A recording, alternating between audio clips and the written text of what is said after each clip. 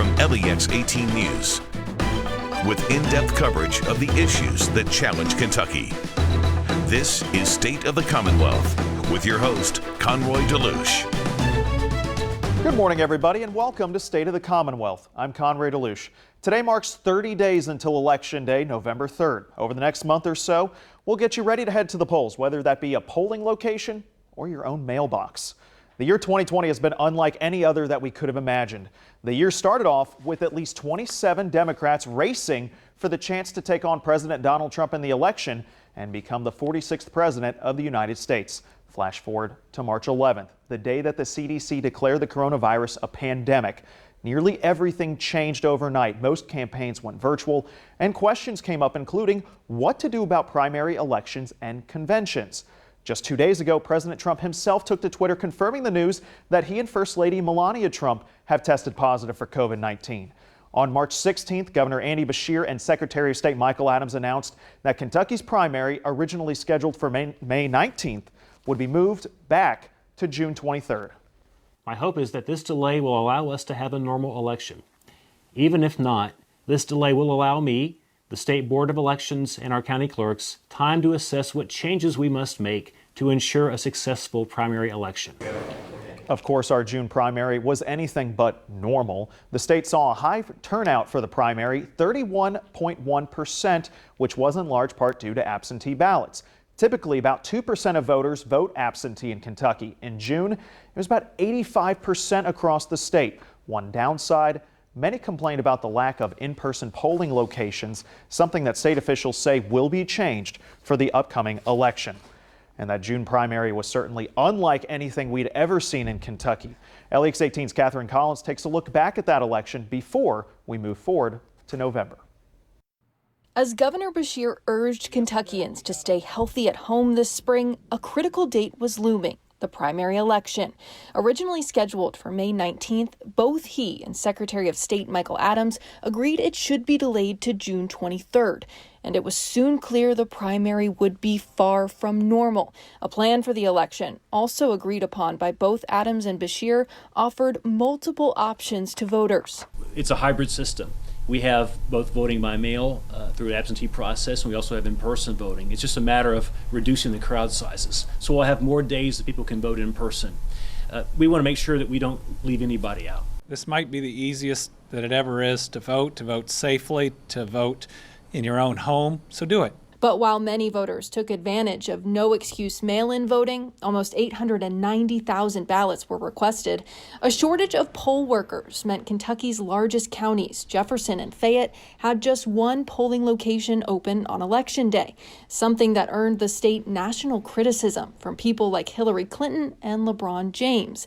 But local experts pushed back. People don't realize that the election rules for this primary in Kentucky are better than we've ever had here. You know, we've never had early voting. We've never had no excuse absentee balloting. So we've expanded access a ton. On June 23rd in Fayette County, voters waited an average of 1.5 to 2 hours to cast their ballot. I think we could do a better job. You know, it wasn't set up for this. It is what it is, right? At the time, Fayette County Clerk Don Blevins said the lines were held up in part by people confused with mail-in voting. What really happened was about every third or fourth voter had some sort of anomaly or problem that stopped the line. But he said the county's turnout for a primary was the highest it's been in about 2 decades. With the big shift to absentee ballots, it took a week for election results to be finalized. We had a free and a fair election. That's what the governor and I insisted on. These out-of-state narratives about voter suppression were just plainly false. In the end, the Commonwealth's Republican Secretary of State and Democratic governor agreed Kentuckians had been given the options needed to make their vote count in unprecedented times.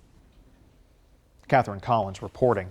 Kentucky State Representative Charles Booker is not letting his loss in the Democratic primary for U.S. Senate keep him from being involved this election season. Booker rode a late surge in the polls following his activism in Black Lives Matter protests earlier this summer, but he still narrowly lost to Amy McGrath, who pulled away after absentee ballots were counted. Even though his candidacy ended, Booker started the organization Hood to the Holler, a grassroots effort to take on racial injustice and poverty, and also to help provide voting information through music. Hood of the Holler hosted an online music festival earlier this week to help promote voter registration. We'll have more on what others are doing to promote voting this year coming up in just a few minutes. Well, we did see record numbers of Kentuckians filing for absentee ballots for the primary. Secretary Adams and Governor Beshear agreed to keep that option in place for this election season, but Adams says they also looked at other ways to help people vote safely in person. When I sat down with him earlier this week, he explained what the state is doing to ensure those who need to vote absentee still can, while also expanding the voting window to ensure a level of social distancing. We've only got about a certain capacity in our state to manage absentee balloting. It works, it's safe, it's fraud proof, but our state's not designed for people to vote that way as a general matter. And so if we were to scale up significantly beyond what we had the primary, it might be tough on our system. We're just not designed for everyone voting that way. So we kept absentee balloting, but we have limited it to those who need it. And that's a subjective decision to be made by the voter. It's not my decision. If your health qualifies or your age qualifies, that's your decision as a voter. We're keeping it for those who need it, but we're also expanding in-person voting significantly. So far, I've approved 96 county plans out of 120. They've all shown significant progress in adding places to vote for the general election. We're also providing in-person voting, early voting, for 3 weeks before Election Day. In other words, you don't need an excuse or even an appointment. You just go vote. Dating back to his campaign, Secretary Adams' mantra is easier to vote, harder to cheat. Absentee ballots and early voting will make it easier. As for harder to cheat, a new law means that photo ID will be required to vote in the upcoming election, with some exceptions this year. I beat back 3 lawsuits over it. We're going to have a photo ID to vote in this election. But I did use my emergency powers under the law to provide exceptions to people who, because of COVID-19, get a photo ID. I'm not going to be inhumane and let people vote because they can't get a photo ID. Their age or health condition means they can't go stand in a line at the clerk's office, or the clerk may still be closed because of COVID-19. So those people are going to be able to vote with a non-photo ID and an oath of voter they'll execute, and they'll be able to vote. So one of the big pushes you have made is to recruit new poll workers. How has that progress been going? We've had great success in recruiting poll workers. It's actually not my office's job, it's the job of the county clerks, but we've been good partners with them.